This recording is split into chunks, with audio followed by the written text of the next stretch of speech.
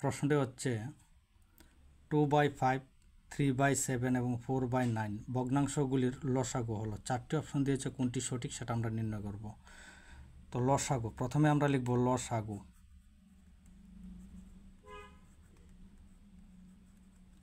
ফর্মুলাটা হবে লবের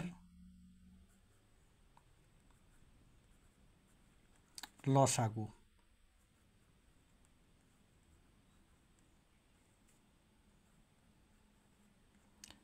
নিচে হবে হরের গসাগু।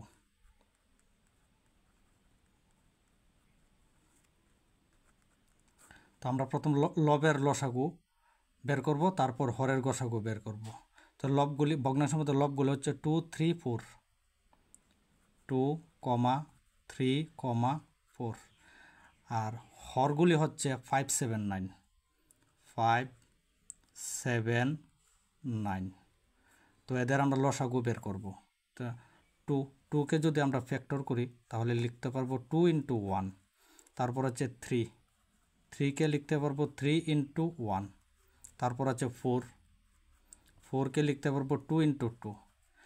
এখানে দেখা যাচ্ছে 2, এখানে আছে একটা, এখানে হচ্ছে একটা, তো দুইটা 2 এর মধ্যে একটা 2 কমন, ইনটু, তারপর 3 আছে একটা, এখন আনকমনগুলি লিখব, তারপর এখানে 2ও রয়েছে আর একটা, আর এখানে আছে 5, 7, 9 এদের গসাগু।